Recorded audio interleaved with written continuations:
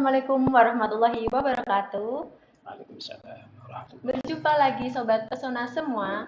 Masih dalam suasana tahun baru 2024 ini, saya Firda Amila mengucapkan selamat tahun baru 2024 untuk Sobat Pesona semuanya.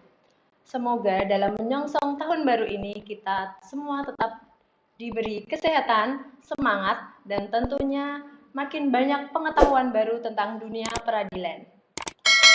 Sobat Pesona, pada episode kali ini kita akan berbincang-bincang dan edukasi, sharing informasi dengan tema yang sangat menarik.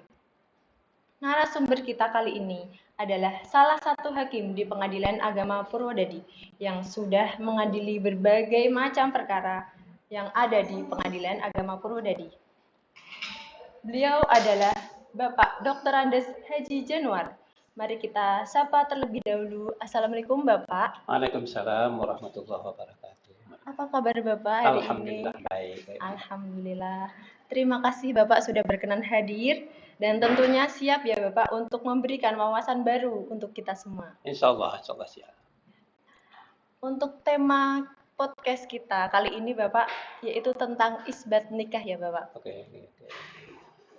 Mungkin Sobat Pesona jarang mengetahui apa itu isbat nikah Bapak dan kaitannya apa sih dengan nikah siri itu Bapak? Oke, assalamualaikum warahmatullahi wabarakatuh. Mbak Firda, teman-teman Pesona yang saya hormati, terima kasih atas waktu ini. Kita berbincang di podcast Pesona,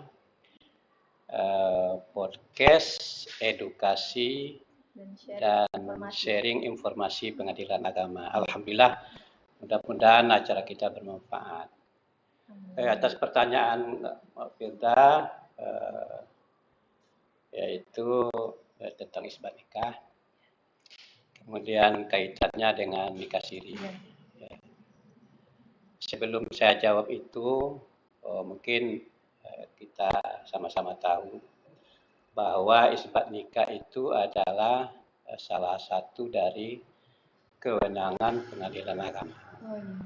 Nah, pengadilan agama itu sebagaimana yang diatur dalam Undang-Undang Nomor 1 tahun 1974 ada beberapa kewenangannya. Di antaranya adalah tentang perkawinan, maksudnya sengketa yang berhubungan dengan perkawinan. Nah, sengketa yang berhubungan dengan warisan, sengketa yang berhubungan dengan zakat, wasiat, hibah. Nah, itu. Kemudian yang terakhir ada lagi kewenangan tentang ekonomi syariah. Nah, pembicaraan kita pada siang hari ini menyangkut dengan isbat nikah. Nah, isbat nikah itu adalah bagian dari sengketa perkawinan. Jadi sengketa perkawinan itu ada perceraian, apakah yang dimajukan oleh suami yang disebut dengan cerai talak, apakah yang diajukan oleh istri yang disebut dengan cerai gugat. Nah, di antaranya juga ada tentang isbat nikah. Ada lagi yang sangat juga tentang harta bersama, kan, tentang dispensasi kawin, tentang wali amdal, poligami dan sebagainya. Nah, pembicaraan kita hari ini adalah tentang isbat nikah. Mbak Firda dan sahabat Pesona, isbat nikah itu adalah pengesahan atas perkawinan yang sudah dilaksanakan dengan syariat Islam. Nah, akan tetapi perkawinan itu belum dicatatkan di KUA, pegawai pencatat nikah yang ada di KUA. Nah, karena belum dicatatkan, jadi sahnya mungkin secara agama sudah, tapi karena belum dicatatkan, maka sebenarnya di dalam Undang-Undang Nomor 1 tahun 74 itu perkawinan sah apabila dilakukan dengan agamanya dan kepercayaannya itu. Ya, kemudian kan, kemudian tiap-tiap perkawinan dicatat, ya, dicatat menurut peraturan perundang-undangan. Jadi kewajiban anak itu seperti itu dicatat. Nah, mungkin kita juga perlu menyampaikan ada lagi di dalam pasal 6 ayat 2 kompilasi hukum Islam, bahwa perkawinan yang dilakukan di luar pengawasan pegawai pencatat nikah atau di luar KUA, maka perkawinan itu tidak berkekuatan hukum, ya kan? Jadi tidak berkekuatan hukum. Nah, terus di pasal 7 ayat 1 kompilasi hukum Islam juga disebutkan perkawinan hanya, ya kan, dapat dibuktikan dengan akta dengan akta nikah atau disebut dengan buku nikah. Nah, jadi di situ. Nah, kalau disebutkan apa kaitannya dengan nikah siri, nah, tentu adalah perkawinan yang tidak dicatatkan itu, ya kan, dilaksanakan di luar KUA, apakah itu dengan ulama, apakah itu dengan siapa saja orang lain, itu disebut dengan nikah siri. Nikah siri. Jadi kira-kira gambaran awal Mbak Firda dan sahabat pesona seperti itu. Nikah siri kaitannya dengan dengan isbat nikah. Ya. Nikah secara agama dulu Bapak ya yang disebut nikah siri, ya. Kemudian disahkan melalui isbat nikah. Iya. Gitu, ya, Bapak. Iya. Tentunya ada dampak ya Bapak, dampak kerugian dari nikah siri karena kan belum tercatat di KUA, belum sah secara negara ya Bapak ya. Iya. Ya, kalau kerugiannya, negatifnya, nikah siri itu sangat banyak sekali. Ya, sangat banyak sekali. Yang pertama, laki-laki itu akan mudah kabur, mudah pergi kemana-mana, gitu kan. Jadi dia rumah tangga akan menjadi goyah, seenaknya pergi, tidak bertanggung jawab, tidak memberikan apa-apa. Nah, terus juga ya kan, yang sangat berdampak dan yang sangat korban dan anak. Nah, anak yang dilahirkan dari nikah siri, dia tidak dapat diurus akta kelahirannya, ya kan? Jadi kalau seorang anak yang tidak ada akta kelahirannya kan akan menyulitkan, ya kan? Apakah dalam pendidikan, apakah di dalam di dalam mencari pekerjaan dan lain sebagainya. Jadi tentang akta kelahiran. Kemudian juga dampaknya tidak ada harta bersama. Tidak ada harta bersama. Perkawinan itu mulai dari akad nikah sampai berakhir, seluruh harta yang didapat dalam perkawinan itu disebut dengan harta bersama, ya, atau disebut dengan harta gonogini. Nah, di dalam aturan bagi orang yang memang tercatat perkawinannya itu, maka suami dan istri apabila meninggal ataupun apabila bercerai, maka istri dapat separuh dari harta bersama. Nah, kalau umpamanya nikah siri, nggak ada itu, nggak bisa dituntut, nggak bisa ke pengadilan. Ketika datang ke pengadilan yang ditanya dulu buku nikah. Ini untuk mengajukan pembagian harta bersama. Itu yang syarat utamanya buku nikah. Nah, kalau tidak ada buku nikah, ya berarti tidak ada perkawinan. Nah, tidak ada perkawinan, tidak ada harta bersama. Nah, karena harta bersama itu ada di dalam perkawinan. Itu tentang juga tidak ada waris, ya kan. Jadi perkawinan siri berlanjut 2 tahun, 10 tahun, 15 tahun umpamanya contoh. Kemudian bercerai atau mungkin wafat salah satunya. Anak sudah ada. Gimana anak untuk mengajukan gugatan ke pengadilan? Nggak bisa. Nggak bisa. Kenapa?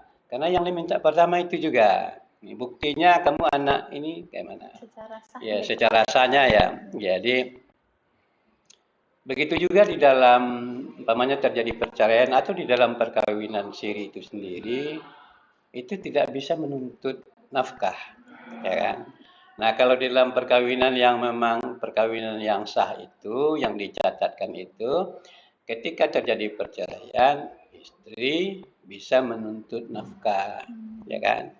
Apakah nafkah iddah, atau mungkin menuntut mut'ah, atau mungkin menuntut nafkah madhiyah namanya.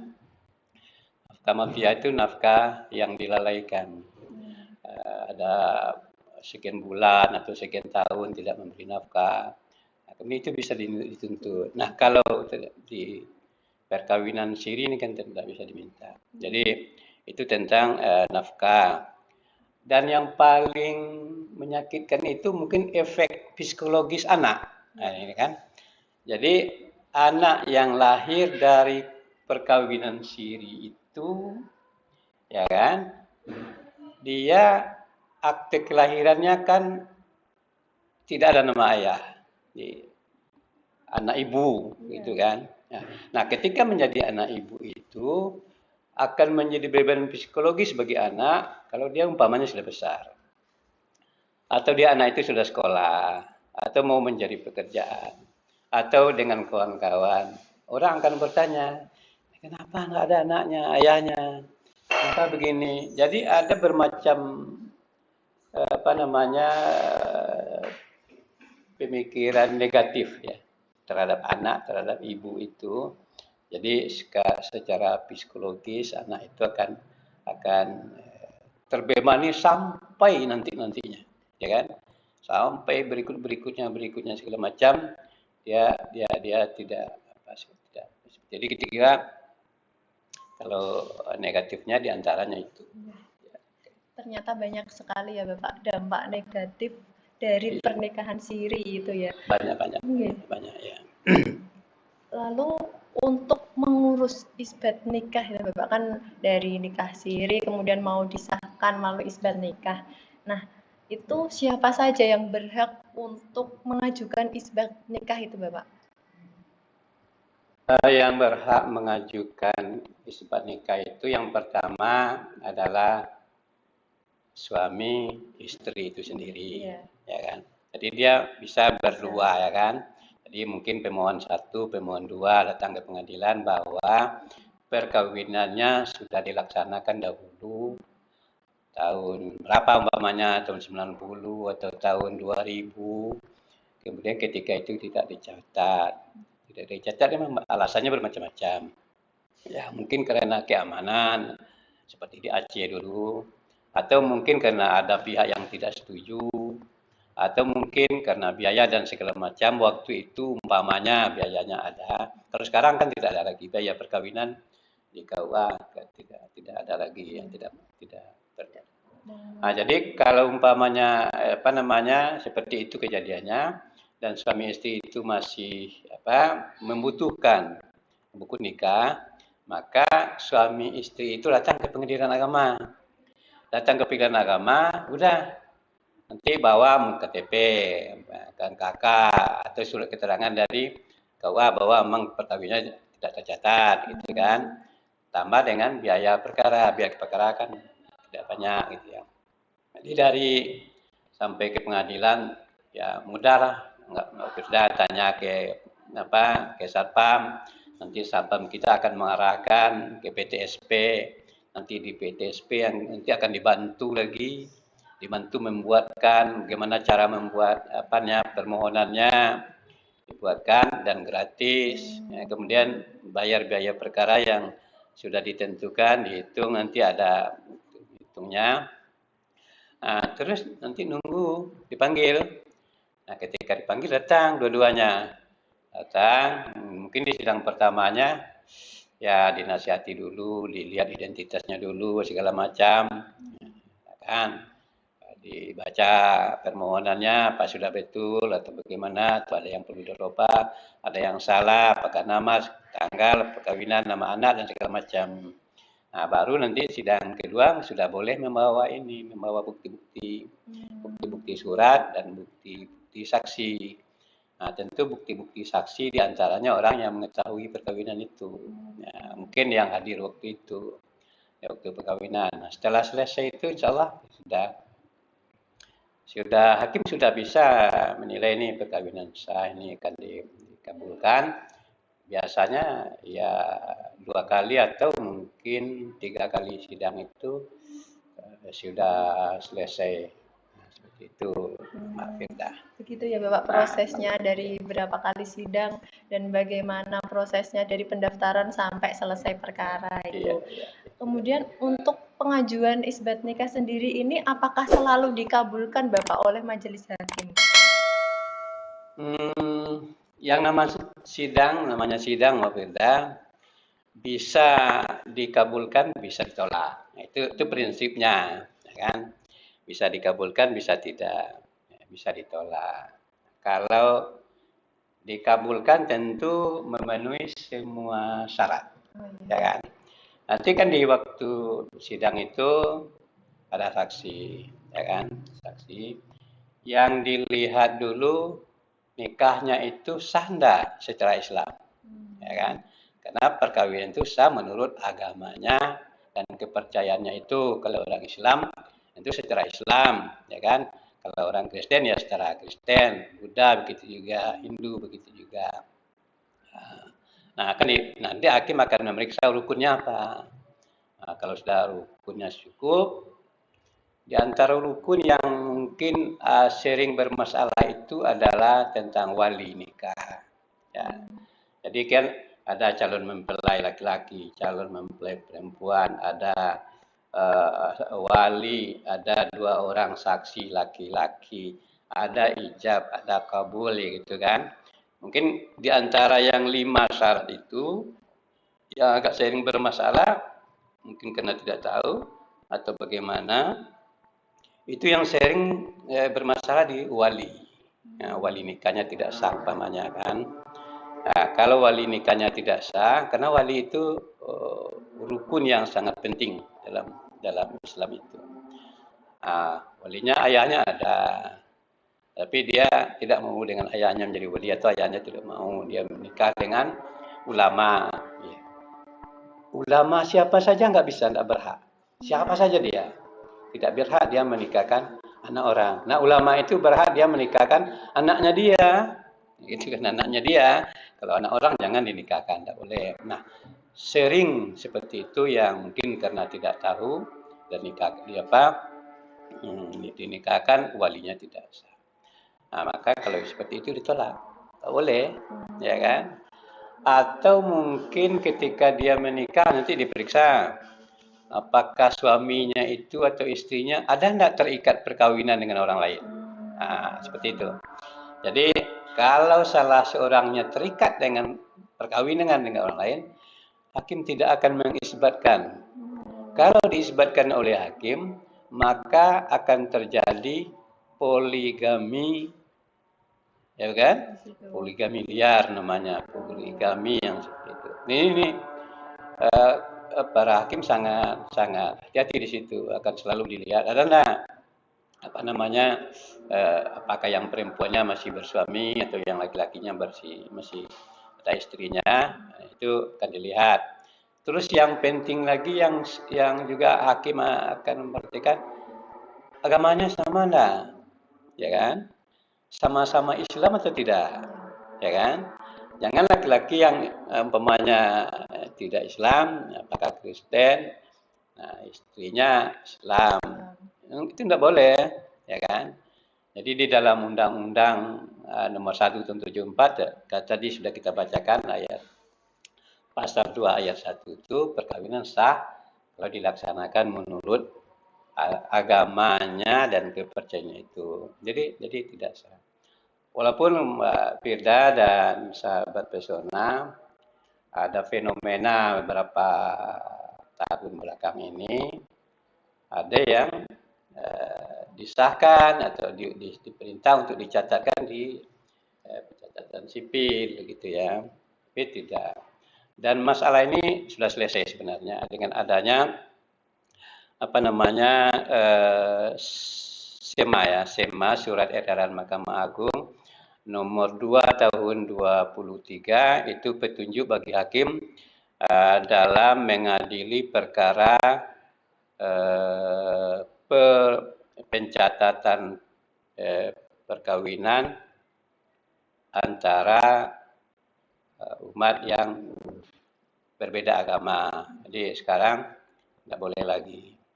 Pada tahun 2000 berapa dulu 2014 juga pernah, beda untuk kita ketahui saja. 2014 itu pernah ada gugatan ke Mahkamah Konstitusi supaya pasal 2 ayat 1 Undang Nomor 174 itu dibatalkan oleh MK. Supaya dibatalkan permohonannya seperti itu, gugatannya seperti itu. Kenapa melanggar hak asasi, alasannya gitu kan, seperti itu. Kemudian oleh Mahkamah Agung sudah oleh Mahkamah Konstitusi, oleh MK sudah dipelajari dengan mendalam, dengan bagaimana menurut Pancasila pasal 1 Undang-Undang Dasar 1945 pasal 29 undang-undang lain. Dipelajari juga bagaimana beda agama itu menurut hukum Islam. Dipelajari juga bagaimana menurut Kristen, Hindu, Buddha, Konghucu. Rupanya memang ternyata semua agama menyatakan bahwa nikah atau kawin beda agama itu tidak boleh dan haram menurut semua agama yang ada di Indonesia. Nah, karena itu turunlah MK membatalkan tidak mengabulkan permohonan itu dan tetap tidak boleh. Nah, terakhir, insya Allah dari kemarin putus SEMA-nya bulan Agustus 2023, kedepannya tidak ada lagi pengesahan pencatatan perkawinan beda agama. Nah, seperti itu. Jadi intinya kalau syaratnya cukup kabul, kalau tidak ada yang terlarang seperti tadi ditolak. Nah, kalau itu kira apanya. Berarti tidak semua nikah siri dan mengajukan isbat nikah itu dikabulkan ya Bapak? Bisa dikabulkan, bisa tidak. Tergantung penilaian dari majelis hakim ya Bapak. Nah, selanjutnya seperti yang Bapak ceritakan tadi, sebutkan kalau misalkan perkawinan yang sah itu dibuktikan dengan buku nikah ya Bapak, atau akta nikah. Nah, apakah setelah sidang isbat nikah itu si suami atau istri itu langsung dapat buku nikah Bapak? Ya. Bagus Mbak, beda menanya. Nah, apakah setelah dikabulkan sudah dikabulkan permohonan isbat nikahnya, apakah dia dapat buku nikah? Ya, kan seperti itu. Kalau yang mengeluarkan buku nikah kan bukan pengadilan agama.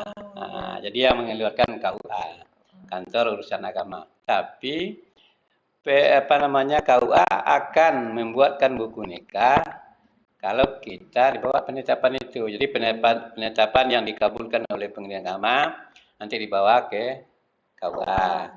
Nah, oleh KUA kan di dokumen-dokumennya dicari, dilihat, diperiksa segala macam. Kalau sudah memenuhi syarat, maka akan keluarlah buku nikah, ya kan? Nah, buku nikah itu, ya kan pernikahannya dianggap belakang itu, ya kan? Umpamanya nikahnya 2020 atau 2000 berapa gitu kan, 2090 dan segala macam. Nah, maka pernikahan itu disahkan yang lalu itu, kalau umpamanya tahun 2000. Nah, kemudian kan ada anak 2021 punya anak. 2026 ada anak, ada 26 umpamanya. Maka anak itu adalah anak yang sah dan ia adalah anak kandung. Ya kan? Karena lahirnya 2001. Ya kan?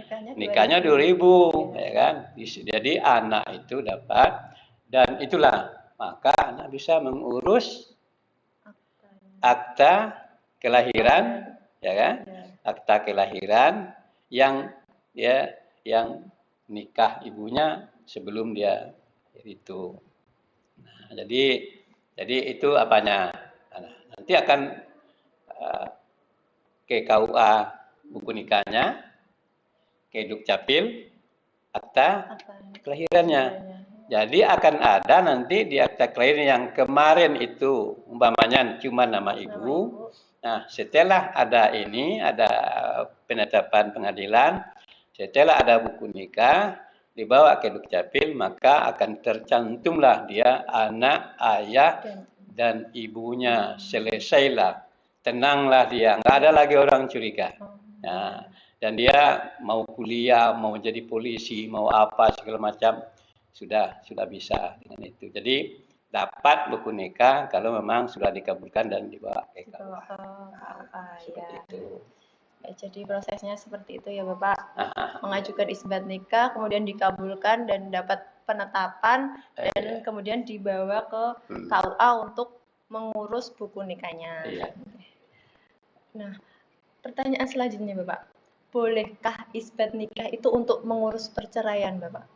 Oh ya, jadi begini Mbak Firda, sahabat pesona,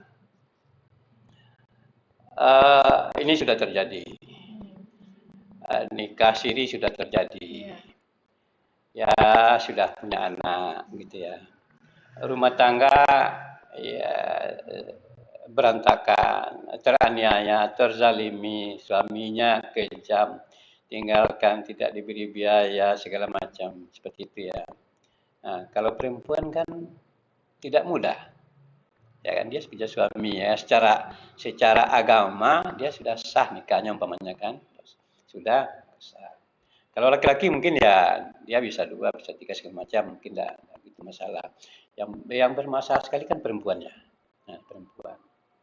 Nah, ketika itu yang terjadi, supaya dia lepas dari perkawinan yang seperti itu, dia boleh datang ke pengadilan agama dan membuat gugatan, karena yang mengajukan istri namanya gugat, cerai gugat. Datang ke pengadilan agama menyampaikan bahwa dulu saya sudah begini-begini nikah siri, sudah punya anak, kemudian saya begini-begini, saya ingin cerai, gitu ya, intinya ingin cerai. Maka nanti akan dibuatkan, ingat lagi Mbak Firda, di pengadilan agama itu ada namanya pos hukum. Di pos bantuan hukum yang memang gratis, ya kan? Ya kalau mau gratis ya ke pengadilan agama. Kalau mau tidak gratis kan banyak juga di luar kan seperti itu. Nah, nanti akan dibuatkan gugatannya oleh pos bakum di pengadilan agama, bahwa dia minta supaya nikahnya yang berapa tahun yang lalu itu diisbatkan, kemudian diceraikan. Nah, seperti itu dia. Jadi dibuatlah. Memang hakim nanti, ini kan asas dari peradilan itu sederhana, cepat, biaya ringan. Nah, itu asasnya. Nah, kalau terjadi seperti itu, seharusnya kan isbatnya dulu. Nah, setelah isbat kan sudah sah nikahnya, baru cerai, kan 2 perkara seharusnya. Tapi tidak begitu, ini kebetulan bersangkut, ya kan, maka bisa dia kumulasi, istilahnya dilanjutkan saja, diisbatkan, setelah hakim mengisbatkan langsung diceraikan. Jadi boleh datang ke pengadilan agama, diisbatkan dulu, diperiksa dulu oleh hakim isbatnya itu. Jadi nanti dihadirkan saksi-saksi dulu, apa betul nikahnya sudah sah.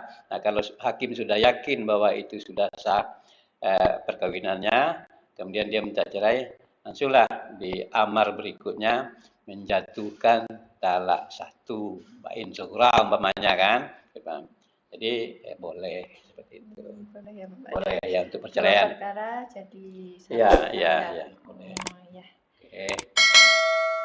Kemudian ini ada kasus Bapak, misalkan bagaimana kalau seorang perempuan menikah siri dengan seorang laki-laki. Iya. Lalu ketika istrinya hamil 6 bulan Bapak. Nah, itu suaminya meninggal dunia. Ketika mengurus akta kelahiran ternyata anak itu hanya tertulis anak ibu. Iya. Apakah bisa dirubah menjadi anak ayah ibu, Bapak? Iya, bagus, mantap. Jadi Mbak Firda dan sahabat Pesona ini sudah nikah siri kan gitu ya. Iya. Nah, kemudian hamil. Sudah 6 bulan atau berapa ya, belum lahir lah pokoknya kan. Nah, sebelum lahir suami sirinya meninggal, ya kan. Ya, kemudian melahirkan apakah di rumah sakit di mana. Kemudian tentu kalau di rumah sakit akan keluar nanti diurus akta kelahirannya. Nah, karena memang buku nikah nggak ada, pasti nama ibu, jadi anak ibu. Nah, setelah itu dilihat, ya kok nama ayah tidak ada, umpamanya kan. Dan ini kan beban juga, beban mental seperti yang kita ceritakan tadi. Mental mungkin bagi istrinya, bagi anak-anaknya nanti segala macam. Nah, bisakah umpamanya dia diisbatkan kemudian namanya di ini ya, nama anaknya ayah ibu. Nah, bisa nanti penetapan pengadilan agama itu dibawa ke KUA ya kan. Nah, dapatlah buku nikah. Kemudian dibawa ke Dukcapil. Nah, di Dukcapil itu nanti kan akan dilihat, nah, ini kawinnya kapan, apa segala macam, ini segala macam sudah sudah cocok, anaknya lahir memang setelah nikah dan yang sudah meninggal, nanti akan dirubah. Nanti di Dukcapil akan merubah akta kelahiran itu, nama ayah dan nama ayah dan ibu gitu ya. Jadi nah itulah manfaatnya sangat besar sekali. Sebab nikah ini akan membantu yang namanya Mbak Firda, kita ini perlu 3 hal, ya kan, yang disebut dengan identitas hukum. Harus ada. Kalau tidak susah kita, susah. Yang pertama identitas hukum itu KTP, ya kan. Kalau umur sudah cukup, sudah berapa, umpamanya 18, pakai KTP itu sudah aman dah, kemana-mana, pergi apa sudah bisa. Yang kedua buku nikah. Itu identitas hukum. Kalau tidak ada itu, susahlah nanti itu. Anak susah, kita susah. Mau ke kota, nginap di hotel susah, ya kan? Apalagi hotelnya hotel syariah, yang dia minta buku nikah, kan susah. Jadi KTP, buku nikah, akte kelahiran, itu identitas hukum yang harus ada. Nah, kalau akte kelahiran itu ada, maka ya, lempanglah kehidupan, lempang semuanya. Mau kuliah, mau apa segala macam. Nah, jadi seperti itu, jadi bisa nanti akan dirubah oleh Dukcapil. Insyaallah seperti itu. Ya. Baik Bapak, luar biasa informasi dari Bapak Hakim Pengadilan Agama Purwodadi ini sangat-sangat bermanfaat untuk kita semua, jadi terbuka wawasan tentang bagaimana apa itu isbat nikah, bedanya apa dengan nikah siri. Mungkin kan ada yang belum paham ya Bapak kan? Iya. Bagaimana prosesnya untuk pengajuan, apakah bisa diurus bersamaan dengan perceraian dan lain sebagainya. Ya. Baik Bapak, untuk podcast kali ini kita cukupkan ya Bapak ya. Terima kasih atas Pak Firda, saya ingin ini statement akhir lah ya. Closing statement ya Bapak ya. Closing statement sedikit. Ya. Begini. Kepada kita semuanya, kepada sahabat Pesona, yang pertama adalah jangan main-main dengan perkawinan. Itu yang perlu. Jangan main-main dengan perkawinan. Karena itu ada tanggung jawab di situ. Ada tanggung jawab dengan Allah, ada tanggung jawab dengan istri, ada tanggung jawab dengan jangan mudah menikah siri. Oh, iya. Jangan mudah menjatuhkan diri kepada kehancuran, kepada kebinasaan. Ya kan? Jadi seperti itu. Jadi memang kalau menikah ibadah kepada Allah. Ya. Laksanakan dengan sebaik-baiknya sehingga terjamin kita, anak, segala macam. Jadi seperti itu. Ya, terima kasih Mbak Firda. Mudah-mudahan bermanfaat apa yang kita sampaikan kepada sahabat Pesona. Ya, terima kasih Bapak, luar biasa. Ya. Semoga Pengadilan Agama Purwodadi dapat selalu meningkatkan pelayanannya untuk masyarakat ya Bapak, dengan memberikan wawasan-wawasan edukasi yang sangat bermanfaat ke depannya ya Bapak. Amin. Sampai jumpa di podcast selanjutnya Sobat Pesona semua. Wassalamualaikum warahmatullahi wabarakatuh. Waalaikumsalam warahmatullahi wabarakatuh.